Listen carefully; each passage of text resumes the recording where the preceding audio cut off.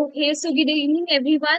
I welcome you all. This side Madhvi, your host for Krishi Manthan 30 Days International Summer School Training Program, which is jointly organized by Utkarsh PDKV Pola Incubation Center and Shri Konda Lakshman, Telangana State Horticulture University, Hyderabad. So, it is the India's largest training program, and in this we will cover 25 plus modules related to agriculture and agripreneurship, and each topic will be covered in detail, like drone technology and agribots, hydroponic and polyhouse technology, rooftop farming and management, saffron farming, pearl culture, biofloc fish farming, poultry farming. So I welcome you all without taking much of your time. So I would like to welcome our esteemed guest, Sanjay Agarwal sir. So I would like to share his introduction and achievements and insights with you, participants. So Mr. Sanjay Agarwal sir, CEO of Clover Organic Private Limited. He is an MBA. He firmly believes that development can take place along with environment conservation, not at its cost. To this end, he founded Clover Organic, which is working on sustainable agriculture, aquaculture, and waste management across 19 states of India. A lot of design and process idea are being taken from nature. Currently, sir is helping small and marginal farmers in terms of production, certifications, and marketing in 7 states of India so far, providing advisory to the ministry and state governments on the regenerative agriculture, making existing ETPs and STPs more efficient through natural means for for many companies like PNG, ITC, Wipro, Saab Miller, Beggar Painters, Max Hospitals, etc. Cleaning up lakes and our large water bodies. A lake was restored for DDA, Delhi Development Authority in North Delhi, piloting in situ bioremediation of drains with IIT, which will then be deployed across millions of drains across India. He has helped run projects from World Bank, UN state government, NGOs, etc. He is also on board of Waste Warriors in an NGO on solid waste management. So I welcome you here, sir. Over to you, sir.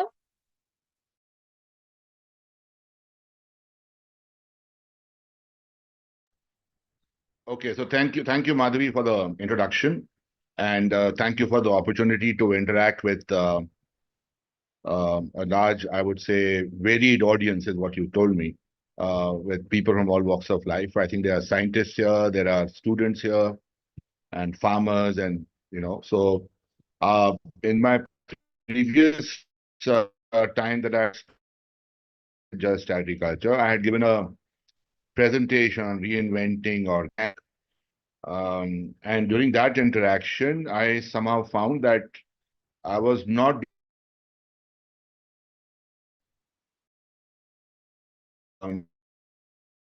all had this problem challenges. Can you hear me, Madhvi? Yes, sir. Yes. I'll just change to another server. Hold on, just a second. I think there's a network problem.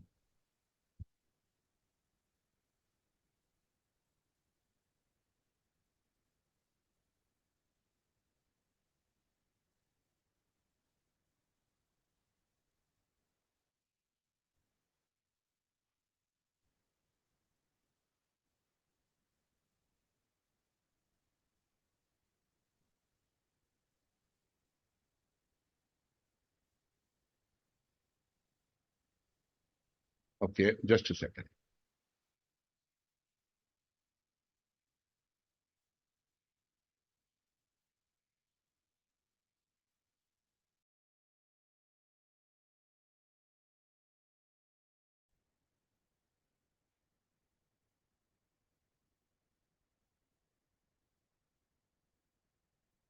Can you hear me? Yes, sir. You're audible. All right. In case there's a problem, let me know. I'll switch to another server. Okay, because the monsoons have created a havoc with the internet services here in Dehradun. Okay, so I chose today to just talk a little bit and then take questions from whoever's there out there. I don't know who all are there. And try and answer them to the best of my capability. The idea would be to share whatever little knowledge I have And also, I've been talking to a lot of children in the past, doing their graduation and post-graduation courses. So to try and answer your questions or open up a world of regenerative agriculture for you, so that would be as a kind of a career option. So if there are people out there who want to ask me questions, more than welcome. Okay, so I just want to take the time to share some very, very brief statistics with you about regenerative, or what we call organic farming. I do not want to call it organic because I think it's become a much more abused word for the last so many years. And so I prefer to call it regenerative agriculture. And the fact that I think you might have heard Madhvi talking about wastewater, solid waste, farming. I mean, it looks like North Pole getting married to South Pole. And the idea behind that is, um, if you do not look at the agroecology in totality, you can never focus on just one sector. I'll give you a small example. Let's say you have an organic farm in any XYZ location, and it's doing very well and is yielding very well, but you have a sewage stream going straight down in the middle of it and reaching out into the soil. So you'll have a problem. So it's important to look at all the facets of agroecology, before you, focus on any one industry. So India, with its highest population in the world, today presents organic market in India of less than $1 billion. Compare that to the US, which has less than 20%, or I don't know the exact number, of people in the US. And the US poses a total market potential of $50 billion. And I think this is one statement, or one very, very remarkable statistics that I think you guys need to understand, that there's a huge gap or huge potential for organic or regenerative agriculture in this country. Today, we've been, after so many years, we managed to cover only 1.75% of land area under organic. There's still a area out there which is, many, many areas out there which can be converted into organic, which I've been advising the ministry and other people. Primarily the eco-sensitive zones, would be the first ones that I would look at. By eco-sensitive zones, I mean the mountains, the rivers, the watersheds, the islands, all these areas should definitely be converted to organic or regenerative agriculture, along with other practices, of course. So India is a leader in many of the producers, as you all know, many of the products. We have the distinction of the largest number of farmers under organic. But when we talk about revenue generation from organic, we are barely in the top 20 as compared to other countries. So that's another issue that, tells you that, yes, there's a problem on one side, and there's a possibility or a huge potential on the other side that I think you can look at. One of the reasons that organic has not really grown in the country, unfortunately, is that there are too many myths surrounding organic. I'll just share a few of them. They're a long list. I'm going to share a few with you. One thing that I think all of you need to understand, compost. I think you all know what compost is. Compost is never for the crop. Compost is for the soil. And many students who I meet don't understand this distinction. So compost is not even it's not even a fertilizer. It's actually a substrate which is used by the soil microbes, as I think some of my learned friends over here in the group will know. They use this as a food and convert it into all the micro or macronutrients which are taken up by the crops.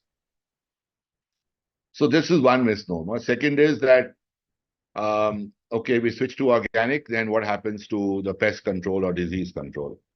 So rest assured, there are millions of ways that, one can actually control pest management and weed management and so many other problems that farmers might be facing. There are large tracts of land. I was just seeing a video the other day about farmers owning 2,000, 3,000 acres in the US, for example, switching to regenerative agriculture. So the time for change has come, and people are changing. And I think it's about time that the world took cognizance of this fact. By this, I'm not saying that India should become an organic country, mind you. Okay, I'm saying that large parts of India, which has a favorable condition for switching to regenerative agriculture, should certainly do so. So that's something that I think you guys need to think about. The fourth issue is that people talk about, okay, we are organic, we have grown organic, now where's the market? I think some of the people, they think about that. Now, for that, normally what I do is when I'm like a physical, let's say, interaction, if I'm having with people, um, you have, let's say, 1 kg of rice on one hand, which is costing, say, 50 rupees, which is conventionally grown. And you have 1 kg of rice on your right hand, which is organically grown, but it is costing 55 rupees, or maybe 60 rupees. So majority of the people will go for 60. But if the same rice was costing, let's say, 150 rupees, you will not buy it. So the point I'm trying to make here is that the market exists all around for organic. The only challenge is to meet the price points. And one can actually do that through organic production. There are various techniques, through shrinking the supply chain, and so many other ways. Okay, I mean, I'm more than happy to help out anybody who wants to get into this. There are many other thoughts, like, for example, natural farming.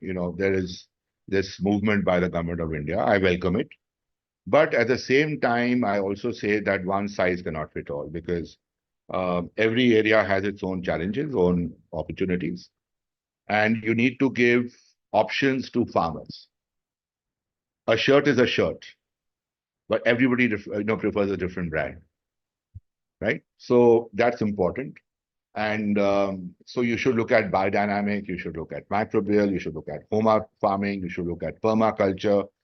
I mean, there are so many different disciplines out there one can pick and choose from. Take the best from all those and make your farm absolutely productive. You can actually double your income in different ways.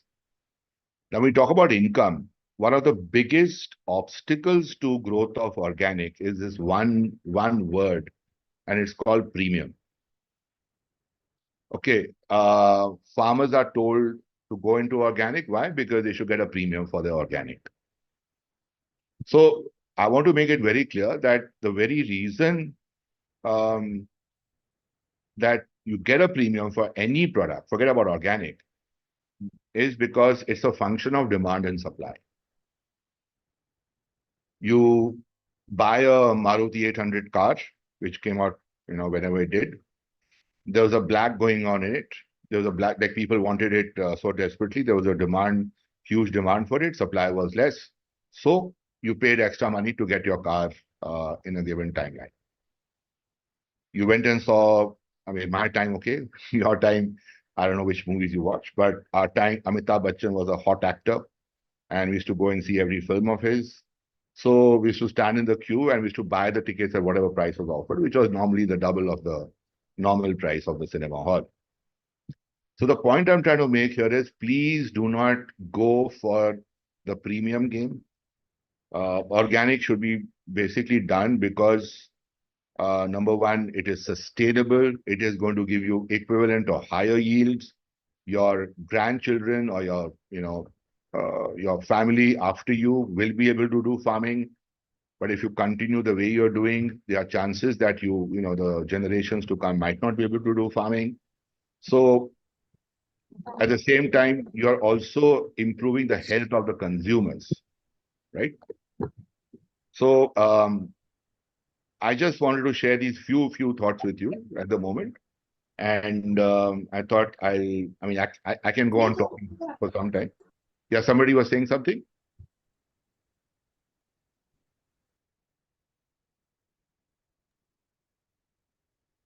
I think I heard a question or some remark or something. I'm not sure. Okay, so um, like Madhvi said, we are working in 7 states across, 7 states, different agroclimatic conditions, and we are growing around 140 different produce, working with about 65,000 farmers, and trying to increase their income in whatever way we can. So, regarding regenerative agriculture, regarding entrepreneurship, or regarding, let's say, a career in this line,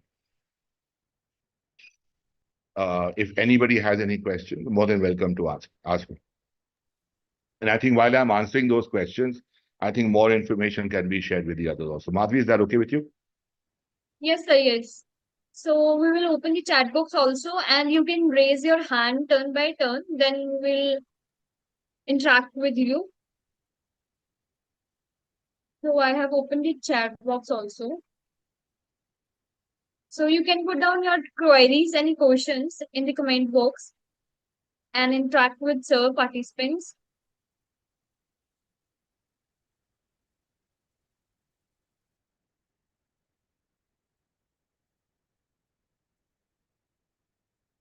We could also talk about digital agriculture if somebody wants. So anyway, yeah.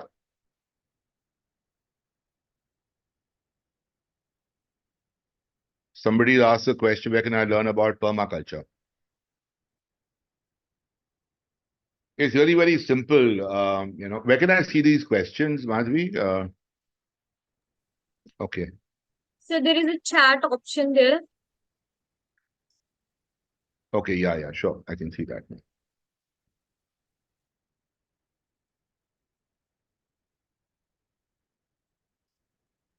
Okay, so Shiv has talked about permaculture.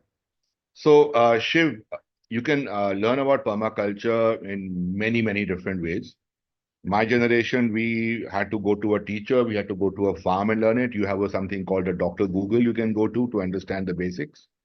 But this thing would be to go to a practitioner who actually practices permaculture. There are many, many people today across the country who are doing it.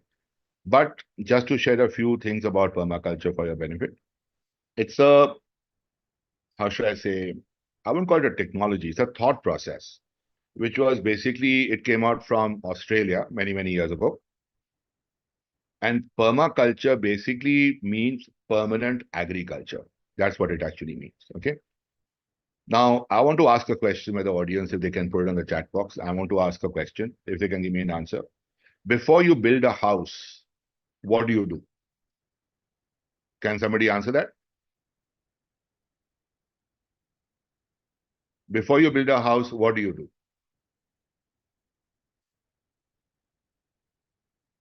You can just talk to me verbally also. I think they'll have to talk, right, Madhavi?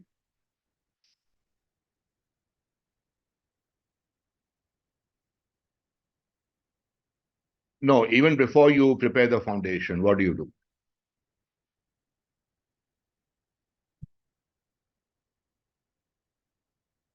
Check the soil.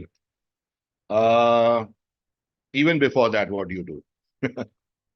Yes, blueprint, map it, mapping. Yeah, who said that? Rohit. Rohit, you're absolutely correct. House plan. Yeah, you're absolutely correct. So you make a blueprint for the house before you even touch the soil, before you do a foundation or anything, right? Now for the house, you make a plan. But for your farm, you don't. Now that is the gap that you fill up by permaculture. Okay, you make actually a plan, a blueprint for your farm so that you can take maximum advantage of the natural resources. Okay, the natural resources would be, your sunlight, your, let's say, the gravity, the types of soil which are there on your farm, the trees which exist there. There are so many different resources that you can look at. And let's say, I'll give you one example.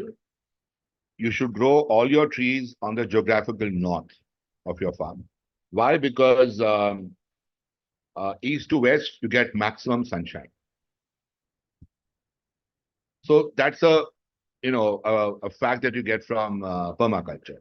you should make your water resource at the highest possible area of your farm so that through gravity, you can actually irrigate all your entire farm. You don't have to plow your field at all under regenerative agriculture. In fact, it is against doing any kind of plowing. So we work basically on permanent bed systems to get a higher yield. All right. So that's one thing I wanted to answer about permaculture. And further questions you can always ask. I'll share my email ID with you, and you can send me questions on that.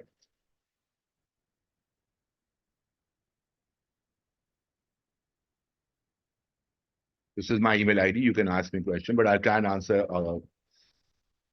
Vermicompost is a compost, Sayak. So it is not fertilizer. Again, it's a substrate.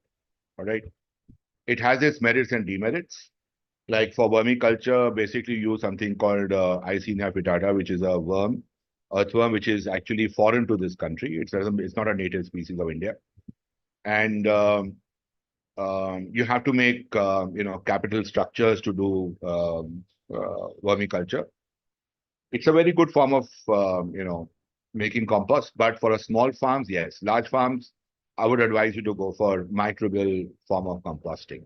Okay. Dr. Sachin, so how can we reduce the cost of cultivation? Okay, so there are various ways to reduce our cost of cultivation. Like I was talking about permanent beds, reduce your labor cost. I mean, I don't know if you heard of a great mind called Wasanabe Fukuoka. He was a farmer in Japan, and he came up with this farming technique called do nothing farming. I had the great opportunity of working with him for a few days in Japan. And it's a remarkable way of doing things. It's just being innovative. Like, for example, you don't plow your beds at all. You do mixed farming. You grow around 10 to 15 different crops together so that your soil is always porous, is always fertile. Your, nutrient suction doesn't happen from just one layer of the soil. It is evenly distributed. And in that, you also put certain rhizobium plants and crops so that your nitrogen intake also increases in the soil. Okay. So that's one way of doing it. And you can also find the cheapest way of doing your things. Please don't go for high-tech agriculture. If you can afford it, certainly go for it. But I would say don't. I mean, if you're a starter, don't. We do simple things like mulching, green manuring, crop rotation, and all those things, which requires the least amount of labor. And like I've said, you can ask me a question on my email ID. I'll try and answer them separately. Organic certification in India, Shweti. Organic certification, you asked me a question, can you talk about organic certification in India? It's a topic in itself, but I'll just try to give you a few pointers. One is that there are 29 agencies or so who are doing certification in India. There's NPOP, there is NOP certification. All is controlled by organization called APIDA, mostly. This is third party, when you have third party doing your audit, organic certification. It is not so expensive now anymore. Because of competition, the rates have really crashed, and you can actually do it fairly inexpensively. I can put you on to a few organic certifications if you want. You can email me, and I can try and help you there. We lost out on on harmonization. So like we have something called a NOP standards, National Organic Production, which harmonized with EU and USDA. USDA is the organic standard for the US, EU is for Europe. But I will not go into details, but suffice to say that we don't enjoy that harmonization anymore. If you wish to export into the EU or the US, you have to get separate certification done under USDA and EU. There's also something called a PGS certification now in vogue, participatory guarantee system, which is more of a declaration than a certification. Okay, so I'm just giving you a short synopsis of this. And Shweti, I mean, you can more than welcome to just send me an email. I'll try and answer you, help you out. Where we find a better market for organic products. Sakshi, actually everywhere. I don't know where you live, but um, okay. So let me share some basic pointers about marketing. Let's say, okay, my home is in Dehradun, Uttarakhand, and we are known for many things, but one of the things is rajma. Kidney beans. We grow a lot of it here. We have about 130 plus varieties of kidney beans in Uttarakhand. And obviously, if I start selling kidney beans in Dehradun, it will not get me a good price. If I sell the same thing in Chennai and Karnataka, I'll get a better price. So one is that you should try and sell the produce as far away from the place of origin to get a better price. That's one. Second is, of course, you should try and sell it off season as much as possible. That's another way of doing it. Third is that you should try and shrink your supply chain. That's what we are doing all the time in Clover. We have tied up with Big Basket, with Blinkit, Zomato. There are so many players now. And directly, we have actually mentored around 130 startups in agriculture in the form of farmer producing companies. And we are helping them get better markets by linking them directly to consumers. So when you cut out the middleman, the farmers automatically get at least 20-25% higher price for their efforts. Okay. There are many, I mean, marketing is a huge subject in itself again, but we can definitely talk about it again, no problems. But you can find a better market. I mean, right now, I would say India is a better bet for you because of what I said in the beginning, that there's a huge middle class potential in India, which exists, which has not been exploited as yet. Challenge is the price. If you can get if you can get, let's say, organic rice at say 10 to 15%, start selling at that price above the conventional rate, you'll not be able to sell enough. There's so much demand. Same thing for vegetables, same thing for fruits. Okay.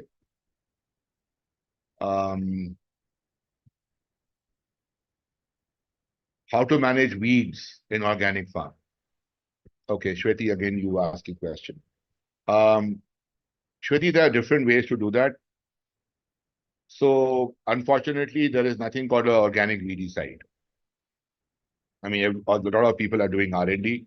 Even my company, there are scientists who are doing R&D, but so far we've not been able to crack it. But the way we control weeds, number one is, of course, mulching.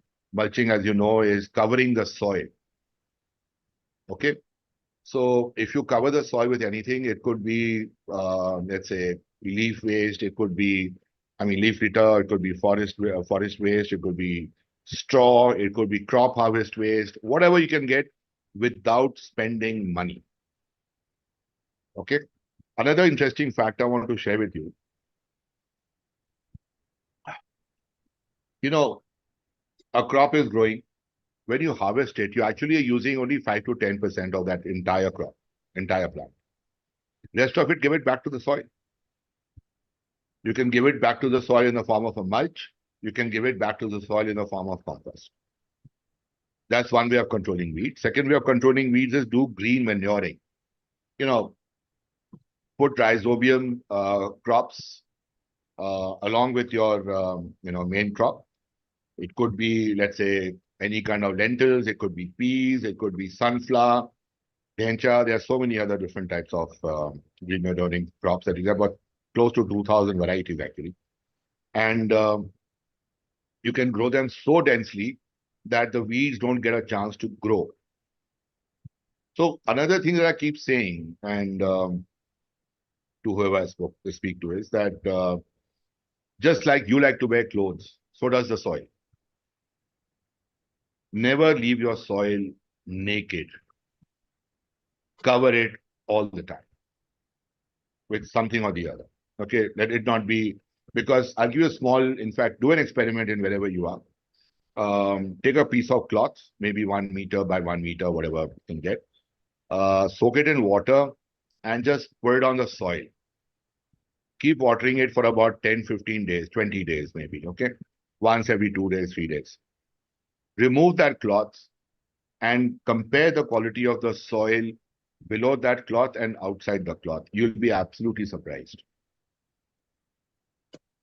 See the quality of the soil starting to improve. There's something called, which I just want to quickly share with you guys, um, a new concept. I don't know, some of you might have heard something called carbon farming. Okay, carbon farming is not to be confused with carbon credits. That's another offshoot of it. But we are talking about that in the atmosphere, carbon is bad for us. It creates global warming, climate change, all those things. But in the soil, it actually creates bumper harvest. And we have lost out on organic carbon in the soil because of activities by man. And so there are various ways to put that carbon back. And if you do that, you can actually get a huge return on your efforts. Okay, one can talk about it separately. You can email me also, and we can try and do it. Mr. Saha, you're talking about vermicompost again. So vermicompost, like a compost, to be absolutely clear with you, since you asked this question for the second time, and I guess you're not clear on it, or maybe I was not able to explain to you properly. A fertilizer is something that you can, put in the soil and get instant results. Like your NPK fertilizers that you do. Now, those are fertilizers. Vermicompost or basic microbial compost or bad time. Maybe a month, maybe 2 months, 3 months. It depends on various factors like organic carbon and the quality of your soil, etc., etc. So, what I want to say here is that it's an indirect action. So, to my mind, to that extent, it is not a fertilizer. But ICAR and so many other institutes call it a biofertilizer. So, whatever we are comfortable calling it, it doesn't really matter what you call it. As long as you're using it regularly in your soil, that's important. So, I hope that I've answered that question. Hey, I'm not able to type, so I just wanted to ask a follow-up question on the VD side. This is Sure. Shweti here. Yeah. Yeah, sure. So, while I understand that it needs cover and all of that, but when you put the crop, there is a lot of weed that comes at that moment. So, I've been not really using weedicide for more than 3 years now, but the weed still keeps coming, and I'm not sure if it impacts the crop or not. I think that is my basic question. Like, do we really need to deweed, or is it okay not to deweed?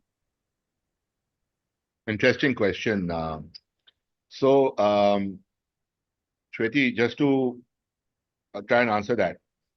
See, the only reason why we want to deweed is that the weed should not compete for nutrients in the soil with your main crop. If your weed population is minimal, say 10, 20% or something like that, it doesn't really make a difference. It does not make a difference at all that the weeds exist. It doesn't cause a problem.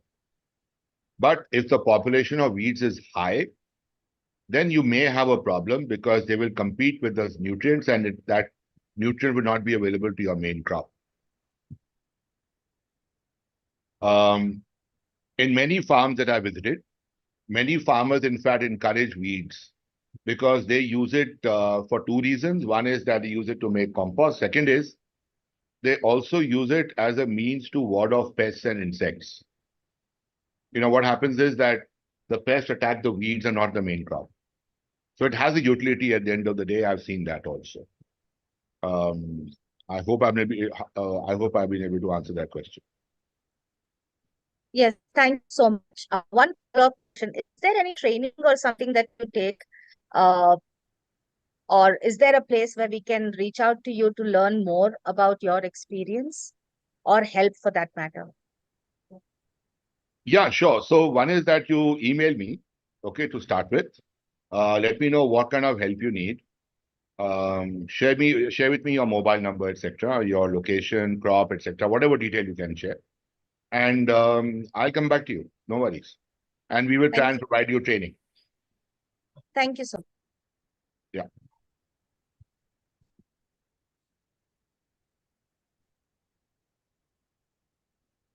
I think the chat is disabled, so I don't think anyone is able to ask questions. Chat is disabled. Madhavi, can you have a look at it? No, sir, we have opened the chat. I have also written the message like you can drop down your queries and questions here. But still, if you raise your hand, we will unmute you and you can ask your queries, sir.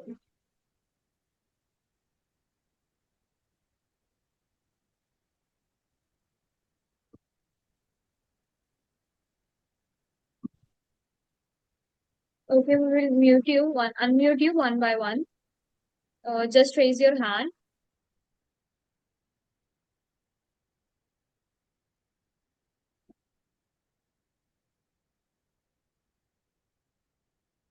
I think someone just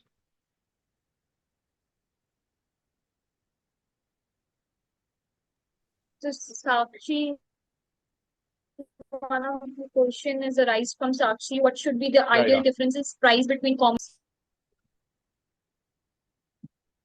Okay, Sakshi, can you hear me?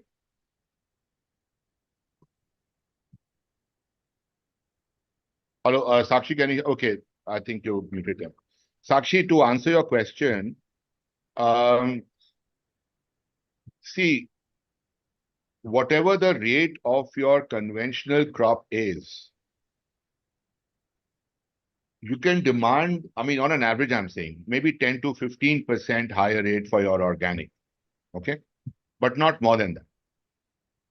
And that is in more than enough to give you a much higher profitability, because at the end of the day, let me also make it very clear to the forum here that your cost of production actually reduces when you start practicing regenerative agriculture properly on your farms.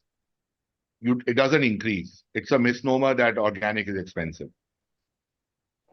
Okay. So you can actually make a much higher profit. There's not a problem. And your price differential should not be more than 10 to 15%.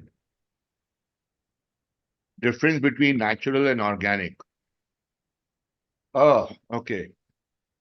So there are different ways to describe this. One is the way government looks at it. They have called something called, natural farming, which is a system of farming where different inputs are created by the farmers, panchakavya and so many other different inputs, and then they are used to do farming. And that's termed as natural farming. Another way to look at it is that traditional farming is also called natural farming in many ways. So that people who are, let's say, practicing farming for the last so many hundreds of years in the mountains or in remote areas, so those are also called natural farming. Now, what sets organic apart a little bit is that you bring in technology. You bring in like technology, like, for example, um, digital agriculture could be one of them. Uh, the various, let's say, small types of machines that could assist you in doing organic without disturbing the soil microflora. Third is that organic certification. Okay, if you are certified organic, then you're organic farming. If you are not, then you are actually not doing organic. That's the way it basically functions.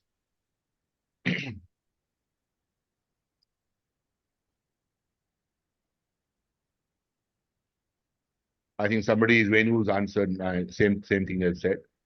Um,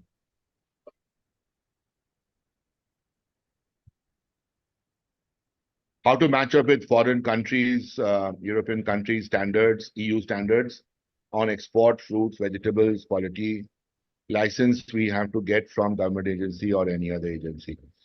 So, Sanjeev, you don't have to get an agent. Are you okay? One is that if you want to export, you need to be a member of a PIDA and be an exporter there.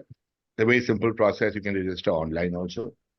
Um, and after that, you can get your farm certified by an organic agency, which actually does certification for EU, which you have to check. There are 4, 5 of them. Um, so you would need to do that, and they will come and certify your farm, and then you can, sell to the EU. But before you do that, you would need to go for expensive laboratory tests. Okay, expensive means they cost upwards of 50,000 each. So without that, you would be blind. You would know if there any kind of pesticide or residue or anything which could, uh, cause a problem for you once it reaches Europe. Uh,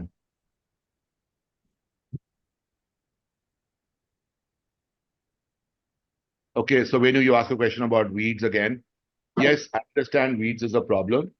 So what we recommend is that for the first time, if you're doing weeds, you should do a one-time plowing, one time, and then get into a permanent bed system. Your beds should, basically face again the north to south, so that you get maximum sunshine from east to west. And the bed should be say, at least meter and a half in width, and at least have a little bit of space on the side for the water or the irrigation to happen. And once you do that, and you mulch and you keep your soil completely covered, either by green manuring or through mulching, with time, it's not going to happen overnight. Because if you're getting into the organic side, you are basically managing things the way nature does, and that takes time. You have to be patient about it. So you have to give it time. If you're looking at instant results, like you get in chemical farming, I'm sorry, you will not get that in organic. It'll take you time. But mulching is a very simple way. You get these plastic mulches also, which you can use depending on the kind of crop you are growing, which will not let most of the weeds grow. But I don't like using plastic in the farm. I like using organic mulches.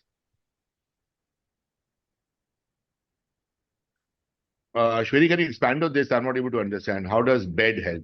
You mean permanent beds? Are you referring to that? Okay, so what happens is that when you are getting into regenerative agriculture, um, so you have the nature then behind you working with you. And when that happens, you have these tiny creatures in the soil. Uh, there are insects, there are earthworms, and there are billions of microbes. We today just know about 5% of them. And these um, creatures, they form colonies, they form habitats in the soil, and they make it porous, they make it soft, they make it black, they increase the organic carbon, and so many other things. But when you start plowing, the entire habitat, the entire, how should I say, the soil structure gets disturbed, which you should not let happen.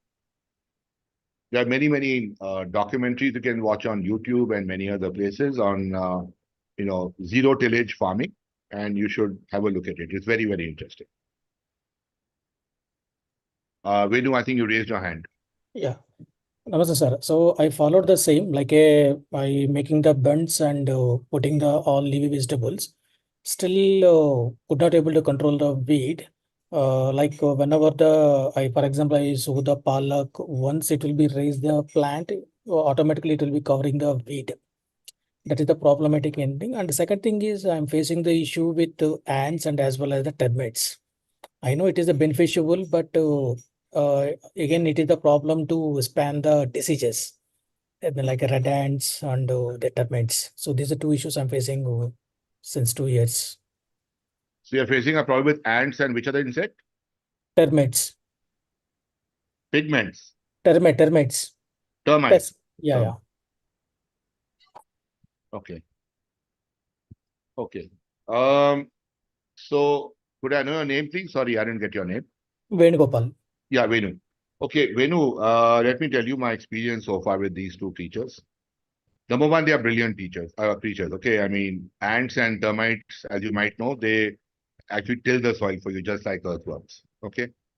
Now, the problem is that when they become excess in population, as they start eating your crop.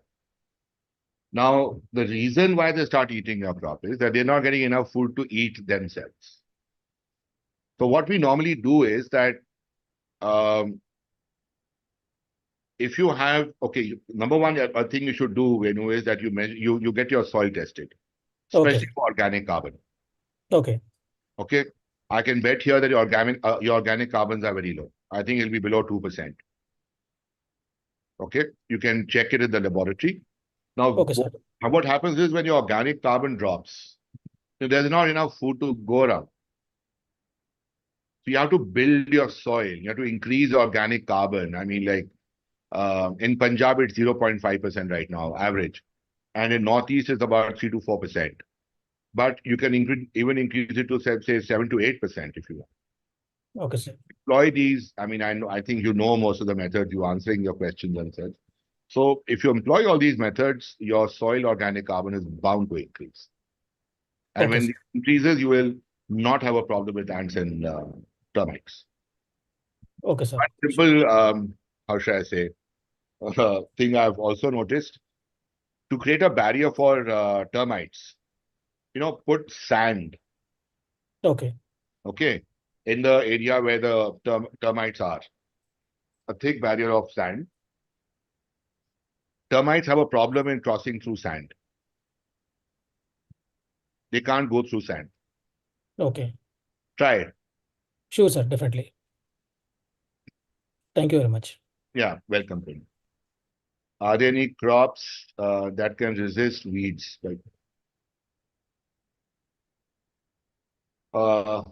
Yeah, so there are multiple crops. Venu, I don't know what crops you are talking about. But let's say, are you talking about agriculture crops or horticulture crops? Anything. So let's say if you're growing fruits, for instance, fruit trees don't get affected by weeds or Congress grass.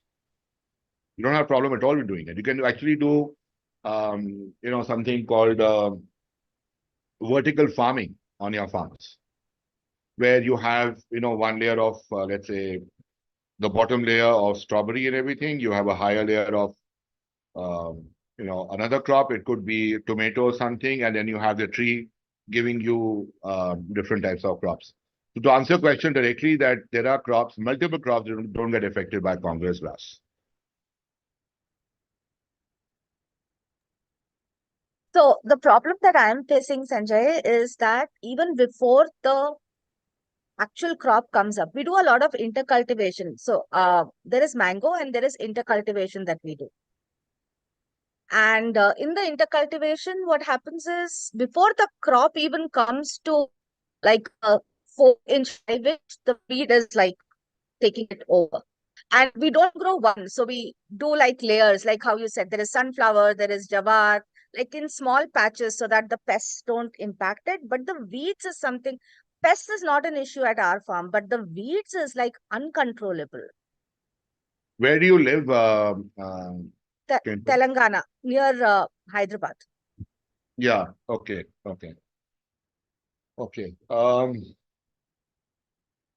How big is the land that you have? How big is the farm? 6 acres. 6 acres. So have you tried deep plowing once in any part of your land? Yes. So we wanted to do zero-till cultivation, but it didn't work because of the excessive weeding. So we did it once, like how you suggested. So we just plowed it once, and then we put the crop. But again, the weeds are back. See, Yeah, you the got to same issue for understand. me also. You got to understand one thing, Shweti, is that the weeds are coming from somewhere. Now, where are they coming from? One is that they have the seeds which are embedded in the soil itself, which need to be removed. So, a deep plowing is one time is very, very necessary to get rid of most of these seeds, as it were. And you got to, another way of doing it is, I don't know if you've tried it, something called solarization. Okay, you solarize your farm, and that also takes care of the weed seeds to a large extent. You can even, put a plastic mulch on a certain part of your land, leave it there for some time. It will be a crop loss for you, no doubt, but it will also kill all the weeds which may be there. There are some of the methods that I can suggest to you that you could Could you actually. talk a little more about solarization that you talk about? Not heard of it. So solarization, nothing. It's a very simple technique that you use the power of the sun to get rid of your weeds, to get rid of your nematodes, which are harmful nematodes, for example, all those different insects. So what you do is that you do a deep plow and, you leave it for, say, a couple of weeks for the sun to shine on it. And the sun rays, the ultraviolet rays of the sun, they come and they, what we have seen as witnessed is that they destroy the seeds, the wheat seeds, and also they destroy these harmful insects that might harm your crops. It's a very simple process. But that depends on whether you can afford to leave a part of your land fallow or not for some time.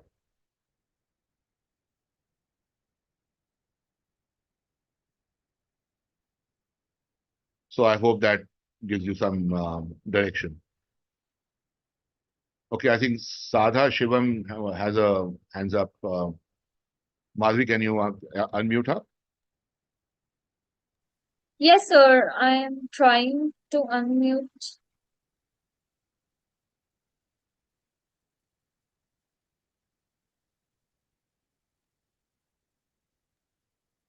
Sir, good evening, sir. Good evening. Sir, I'm Tamil Nadu, nearby Yeah. Dharmaburi district. Actually, my land is cultivation for gherkin crop. Very difficult for handling in red mites plus on the root knot nematodes. Very Okay. difficult. Any solution? So have you been doing organic or are you doing conventional? Conventional. Yeah, conventional. See, you would need to first get the, how should I say, see, I'm an exponent of organic. I have very little knowledge of conventional farming or what kind of pesticides or weedicides you can use.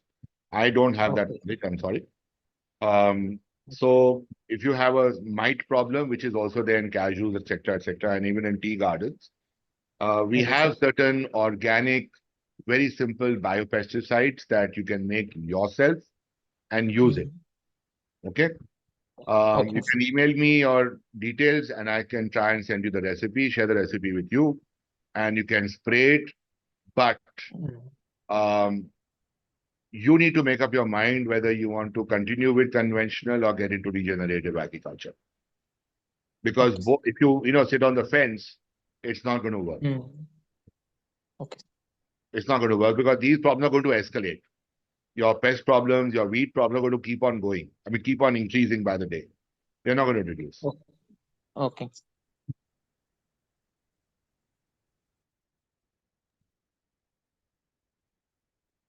Anybody else has any questions? Thank you, sir. You're welcome. I'm sorry, it's a very short time. Try to answer as many questions as I could.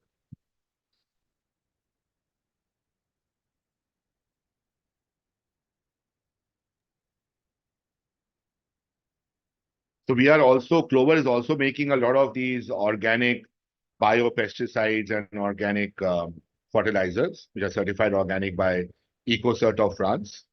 And if any of you would like to try them on your farms, you can write to me. I can, get you in touch with the requisite people and you can try them out and see if it works for you. How can we receive our contact details, sir? The what details? Your contact details, sir.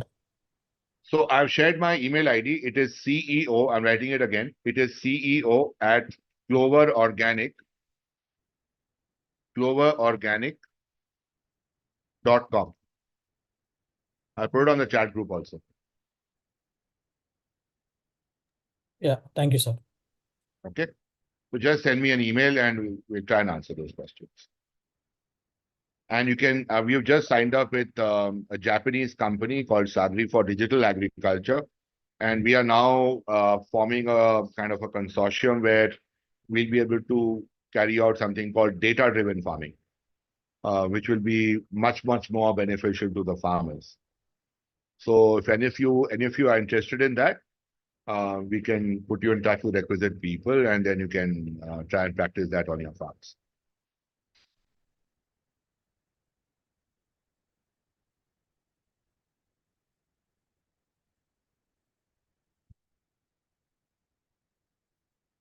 So I think my time's almost up. So I think thank you very much for this invite, Madhvi. Thank And you so much, sir. you, Thank you so much for giving your valuable time and interacting with our participants, sir. yeah. Thank you so So much, sir. thank you, everybody. I wish you all the very best. The country needs good people out there who can actually save the planet and at the same time, get a high income for yourselves. So, my suggestion and sincere request would be to practice regenerative agriculture in whichever geography you live in. And of course, there are many companies who are into this who can assist you. We are one of them. And you can send me an email on the email ID provided, and we'll try and answer the question to the best of our ability. Okay. Thank you so much. Thank you so much, sir. Okay. Thank you, everybody. Bye. Thank you, sir. Thank you. See you. I can leave now, Madhvi? Yes, sir. If you want to like join the session, you can. You can be here. I'm sorry, I've got other things to do. So I wish Oh, I think. Yeah. okay, Thank sir. you. Okay. Bye.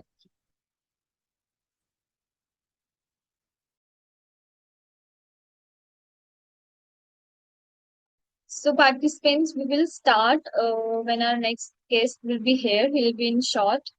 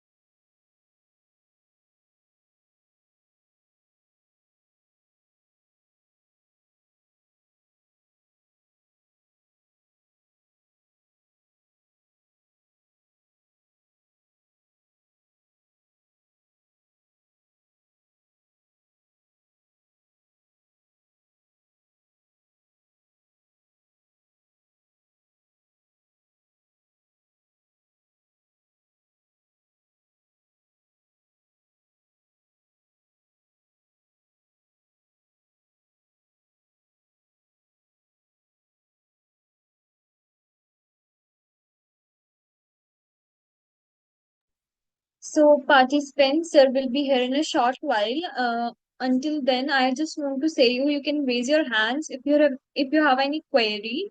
We will mute you one by one, and if you are unable to mute yourself, you can write down in the chat box also.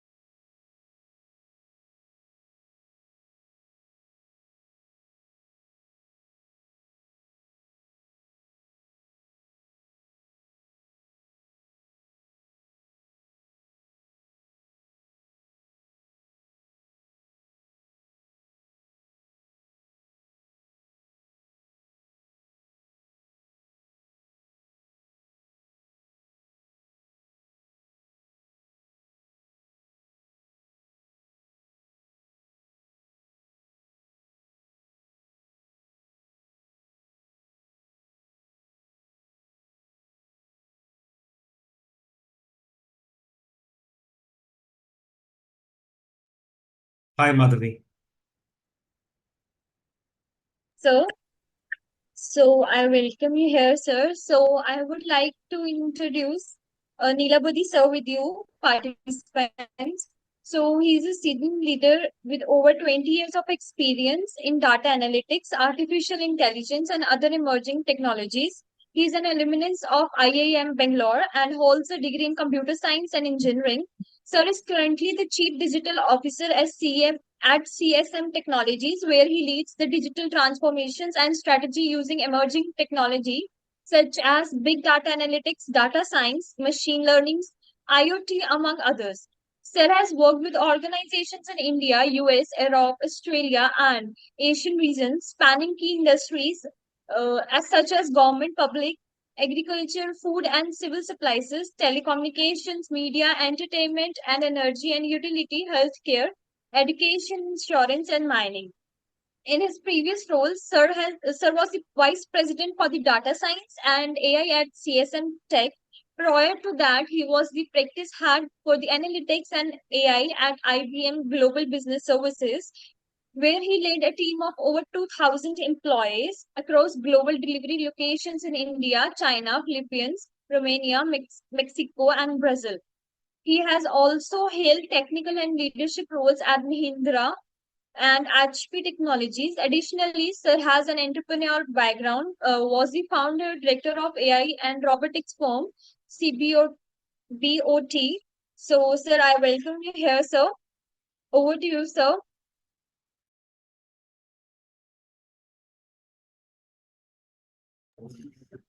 Thank you so much, Madhavi, and good evening, everyone. So I will just switch off my camera and I will start sharing some slides. Okay, I hope that's fine, right? Yes, sir. Yes. Okay. Okay. So it's good to see. I see around 162 people. A very good evening to all of you. And you know much more than what I know about agriculture and of course food and agriculture. Uh, that's not my core area. However, I have worked in agriculture purely from a agri-tech perspective. That is what are the technology interventions that we can do in the agriculture front, and that is what I have worked in. And so I will talk about a few of the things that we do in the tech interventions and how that benefits agriculture as well. To start with, I think Madhavi gave some introductions about me, and thanks for that. I will share some slides. Let me just try to do that. All right. So I hope everybody can see the slides, right? Yes, sir. It is visible. It's visible, right, Madhavi? Yes, sir. Yes. I can't hear anything. Am I audible, sir? I can see you speaking, but I'm not able to hear anything. Can somebody else speak Yes, it if I'm visible, sir. audible? I'm It not sure. visible. It visible. Okay, let me try something. Hello. Now speak Yeah, again. visible, Yeah. sir. All right. Okay, great. All right. So let me. Okay.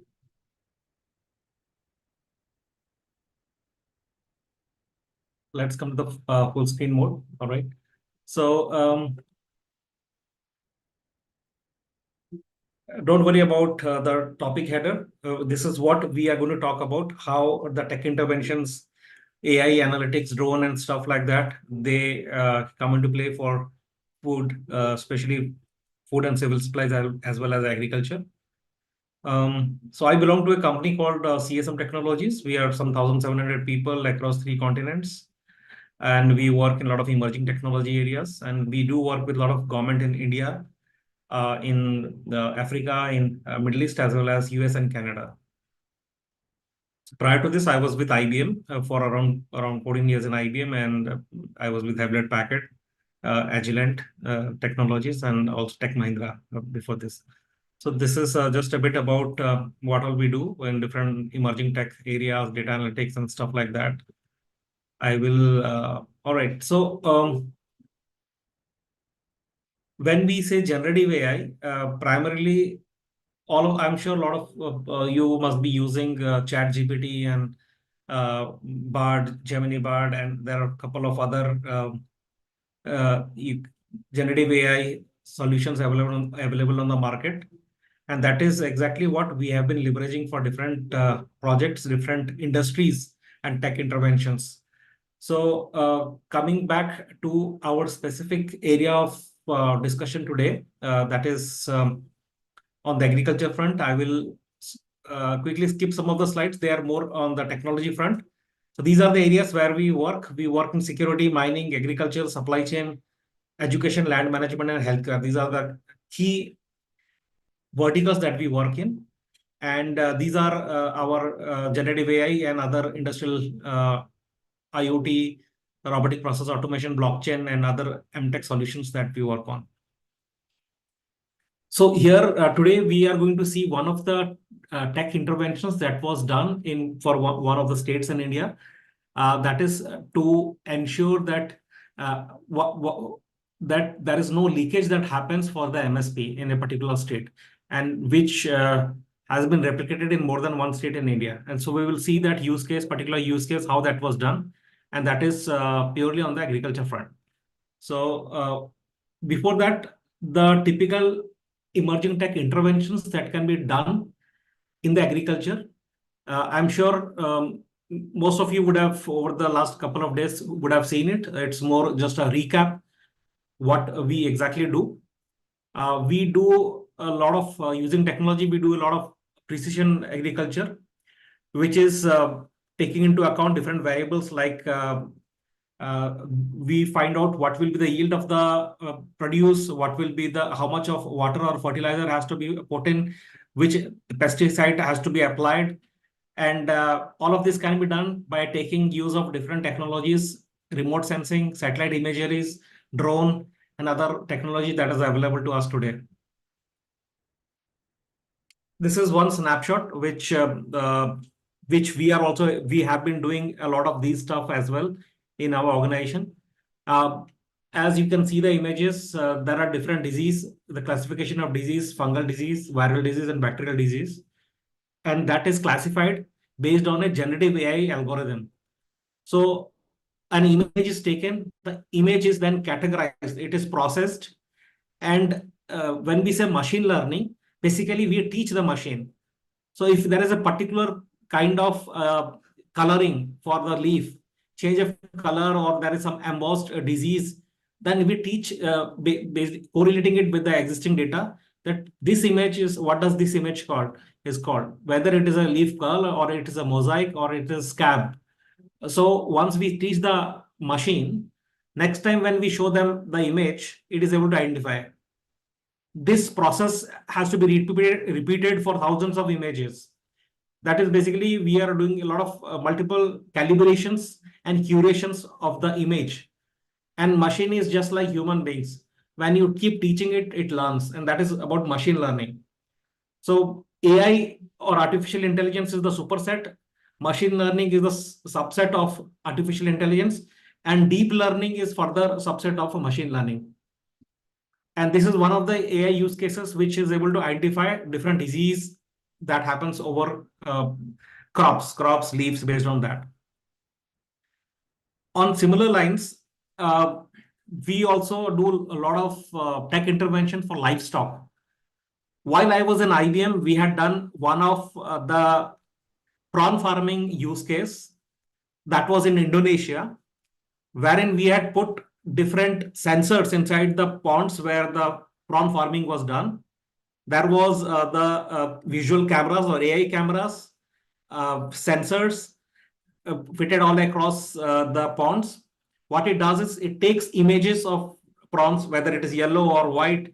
It takes the temperature of the water, the pH level of the water, and other aspects of the water of that pond. And that sends alerts or data alerts to the server. And we do the analytics based on analytics and AI on top of that to tell that if the prawn has fallen sick. So if it's like in the prawn farming, if few prawns they fall sick, eventually all of them fall sick, and there is a loss out there.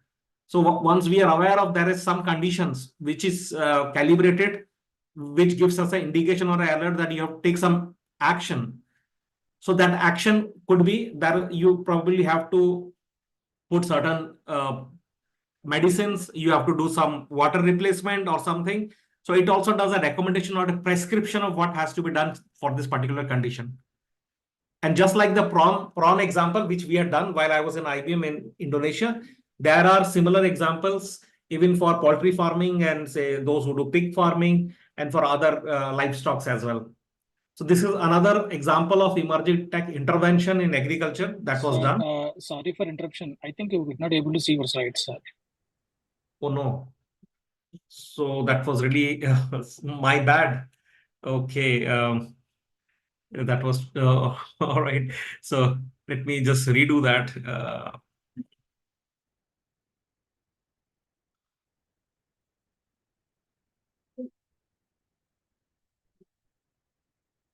Okay. Now it's visible. Yes, sir. Yes, sir. Thank you. Oh, I'm so sorry. So I think all the initial slides are gone, but that's okay. Just give me a sec.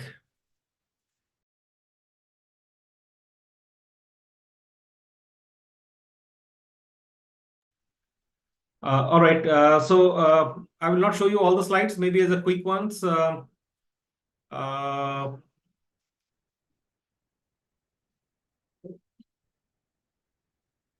We have skipped a lot of slides. Okay, I think we do a lot of these are the sectors we spoke about. This was generative AI stuff we did. Okay, leave it. We will come back to that. Still visible, right? Yes, sir. Okay. So this is what we spoke about, how by emerging tech interventions, precision agriculture, we optimize farming practices, enabling precision monitoring and control variables and stuff like that through remote sensing, satellite imagery, and drones we spoke about. And this is what we spoke about, the different plant disease, whether it is a fungal or viral disease or a bacterial disease, and whether it is scotch or rust or scab, and how we identify, how we calibrate, how we make the machine learning algorithms and make them understand that what kind of disease this is. So this is something we have done. And this was the example of livestock I was talking about, where it was about prawn farming and how we do a tech intervention in prawn farming. Okay. So coming back, this was one of the use case. We call it as crop one, AI crop one, where we were also given an award at national level. So now we will shift from the crop disease and livestock monitoring and other things in agriculture to something else. My question to all of you, anybody can answer, what is an MSP?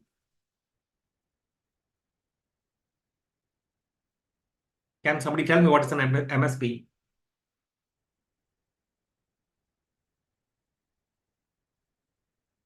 Or is it Managed service model. That is also there, but more related to agriculture? What is an MSP? Minimum selling price or something. Yeah, minimum support price. Okay, that's you are close. So basically, what does a minimum support price means? Just for the sake of making it easy to understand, I will explain it. It is not exactly the same rates, but it's like for genuine farmers, eligible farmers, if the market price of say paddy is 100 rupees, then the government will buy at 130, 140, whatever. They will decide the price. So yes, I think Sanjeev wrote minimum support price. That's correct. So paddy price is 100 rupees. The government will buy in 130 rupees because market price is 100 rupees. So this is the concept behind it. So the actual price could be 30 rupees or whatever. So and the government could buy it in 40 rupees or things like that. So the idea behind this is who are the eligible farmers? So there is a farmer database is there, farmer registration is there, and so at the central level there is there, and even at the state level there is there. So one set of data is cleaning the data who's the genuine farmers. The other problem is that in a lot of states, what happens is if there is a farmer or not even a farmer and declared as a farmer, they have a piece of land that may not be an agricultural land. Somebody might have a barren land or having growing only grass, or there is a pond or whatever it is there, and they declare I have a farmland. So they buy from the market. They can buy from the market or neighboring states and sell it to the government at higher price. So this is one of the points or the leakage points that also needs to be plugged, right? So this also happens. So the genuine farmers should get the benefit of MSP, but those who are not genuine, they should not be getting, right? You agree, right? So how do you know which is genuine and which is not genuine? Can anybody answer? Let us make it more interactive. Can somebody answer? How do you know if that is, You genuine see, farm? the farmers' passbooks are the government certified, issued, called arangals of the lands. Yes, Venu, that is also correct.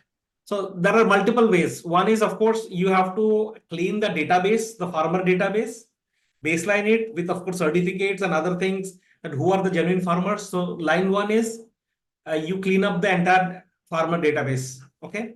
Then you come down to a certain subset of the data that, okay, now these are clean data. But further, even if a genuine farmer declares a barren piece of land as somewhere he is growing paddy, but actually he is not growing paddy, buying from the market, selling to the government, how do you find out?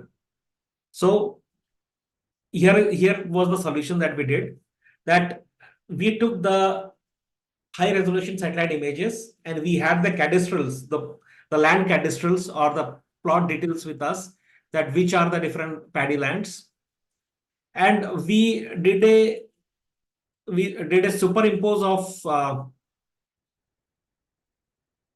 images, like by taking the PlanetScope 3mmx images of high resolution satellite images, doing image processing, writing algorithms to identify and recognize which are grass, which is actually paddy, and which is a barren piece of land, doing multiple calibrations and classifications within the machine learning algorithm or AI.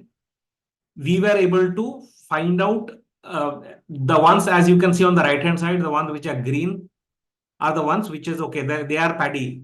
It can be anything, it can be paddy or wheat or whichever is the MSV part. So I'm just taking an example of paddy. And whichever is red are not paddy, they are probably grass or just a pond or a barren piece of land.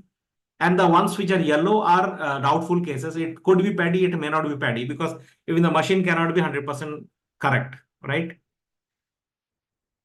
So the ones which were paddy, that is fine. The ones which were not paddy, that is also fine. So what happens to the ones which the machine is not sure, it could be grass or it could be anything. For example, in certain cases, even if it is a paddy land, if it is filled with irrigation, the satellite image might tell it as a pond, which may not be a pond, it can actually be a genuine paddy. So someone as a physical inspector has to visit, which is part of the process, and tell whether it is actually paddy growing there or not growing there. So those cases, which were two cases, a physical inspection was being done. Now the only problem is if the physical inspector is also compromised by the landowner, then it is even more difficult. So to avoid that leakage also, what we did is we developed an mobile app, a mobile application. And what the mobile app did was, only when you come into the periphery or you are within the range of a particular plot, then it will get switched on. And after it gets switched on, you have to take a live picture of the land, and it is geofenced. When I say geofenced, it has latitude, longitude, timestamp. As soon as you take the image gets uploaded to the server with latitude, longitude, and timestamp. So it is a 360-degree triangulation to make sure that it is genuine paddy or not. And it will read out and find out the image will, the closer image will tell that it is actually paddy or it is not paddy. So what we are doing here is we are doing a lot of tech interventions, satellite images, processing those images, and putting them on AI algorithms. And if you see down there, it is actually showing you the specific image which helps for misreporting of the plots or things like that. There's red, green, and yellow. So this is one of the images from our staging. It's a mock image, but it is exactly the same image as you see the live images of what exactly the classification happens. Okay, and we did we did some. There was initially a pilot run that was done for a particular state and few districts, some around 7 districts of that particular state.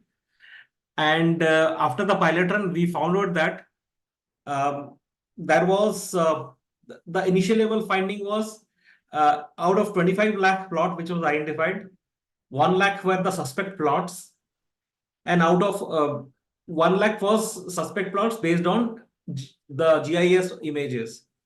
And when the actual field visit was done with the mobile application, out of those 1 lakh, it turned out that 83,000 were actually fraudulents. So the satellite images was almost more than 80% accurate. That when the image processing and the AI intervention was done, whatever it said as fraud, in more than 83% cases, it turned out to be fraud.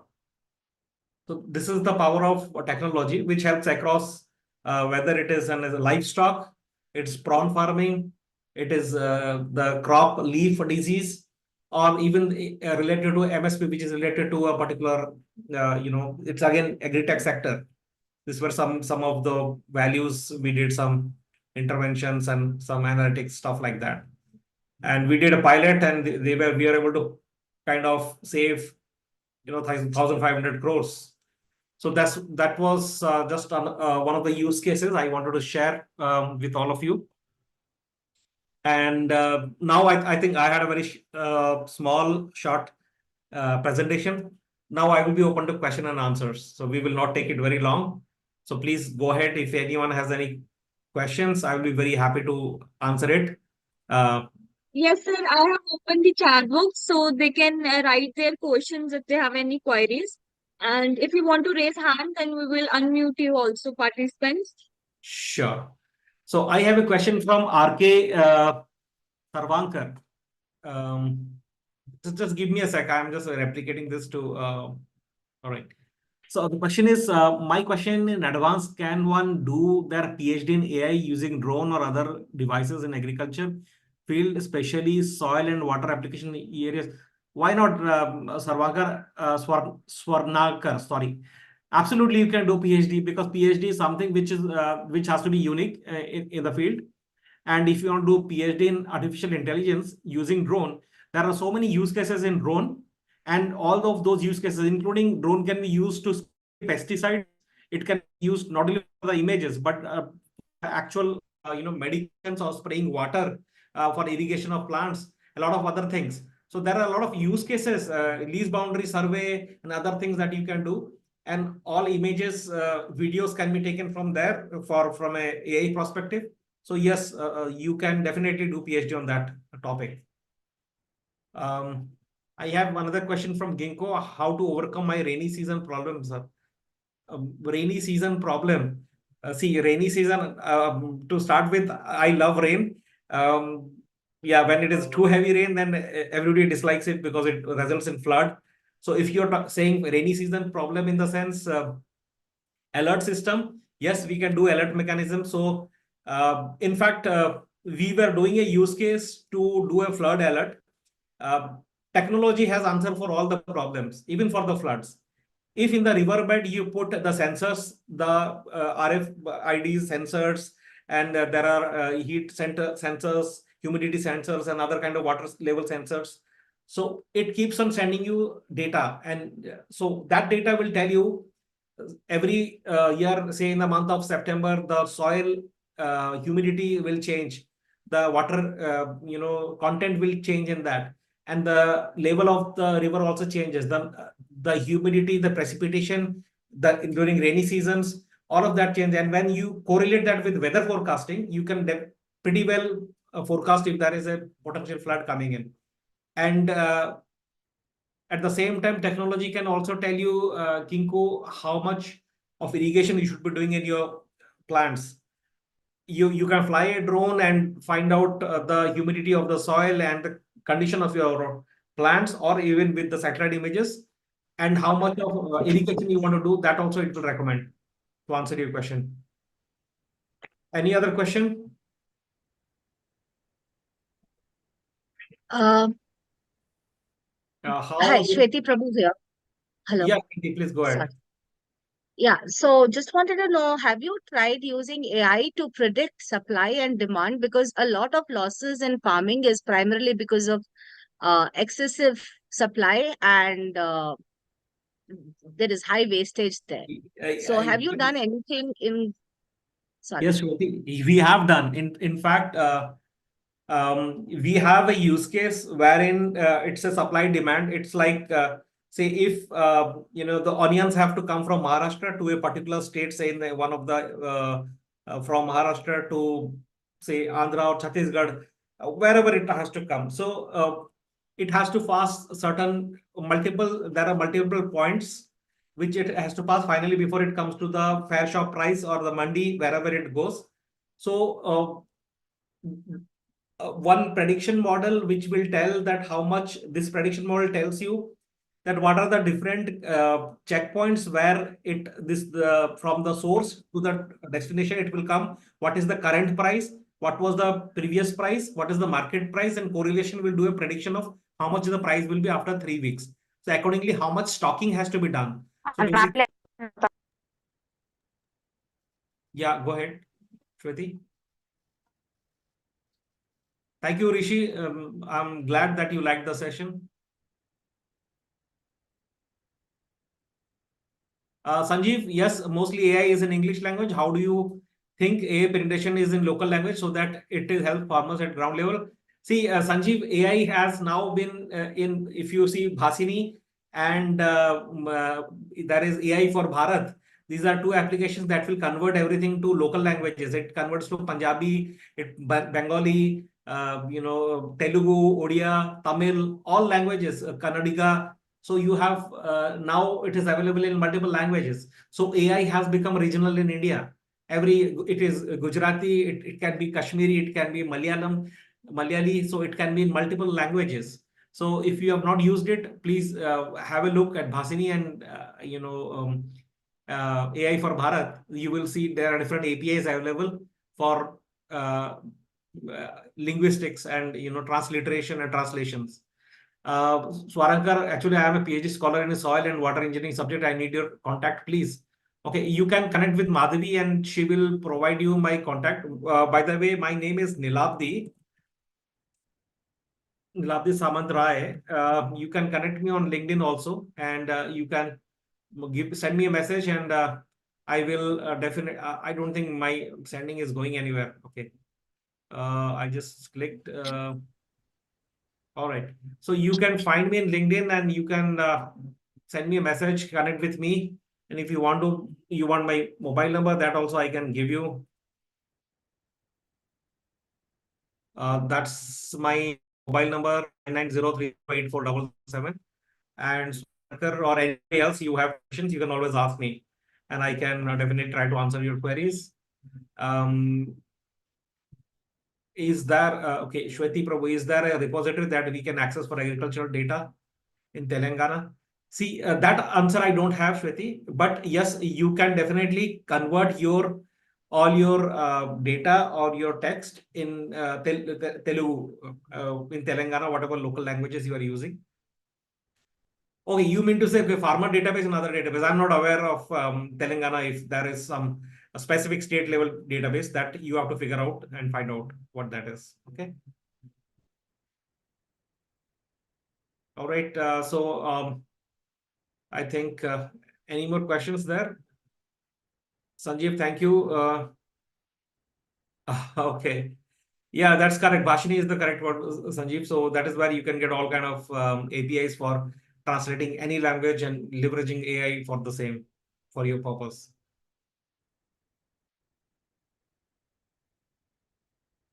Okay, all right. Any other question? Wow, I think 178 people. So people have grown. Okay, great. So Hi, Nilab, I have the two questions regarding to this AI. uh, One thing is how this technology is. Benu, I think you have gone mute. Probably it is centrally muted. You can ping the question in the chat. Hi.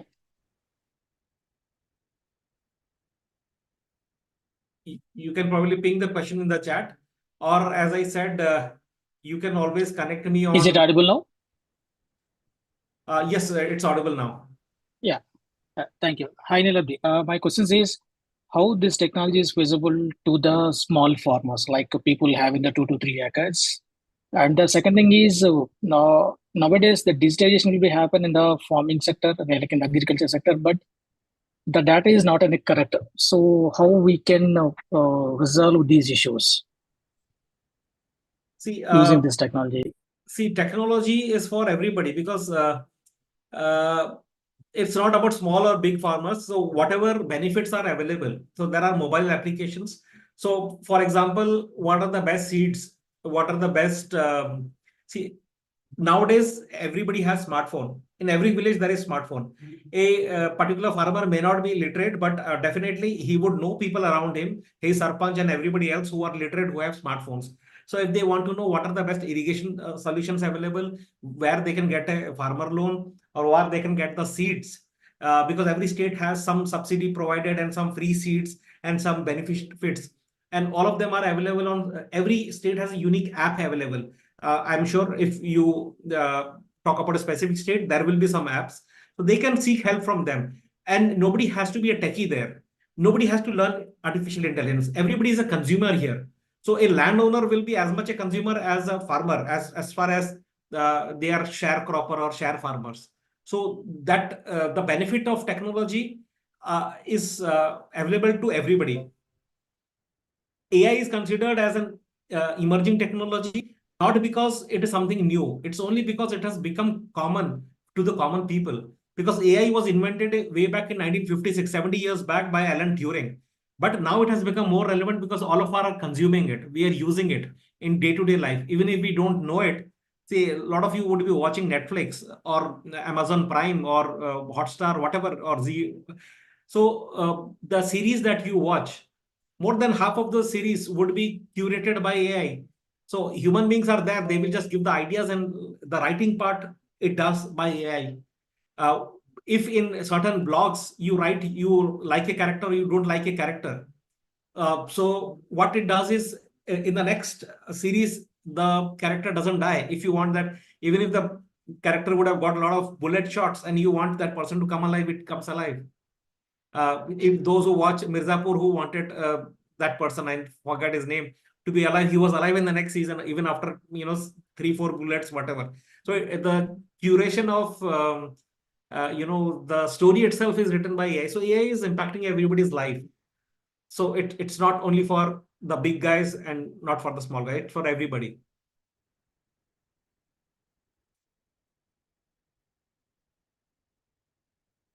Yeah. Any more questions? Okay. No more questions, Madhavi. So I think it I was guess yes, sir. They are done with the queries and questions. yeah. So I think it was a real pleasure to have such a um, big and lovely audience.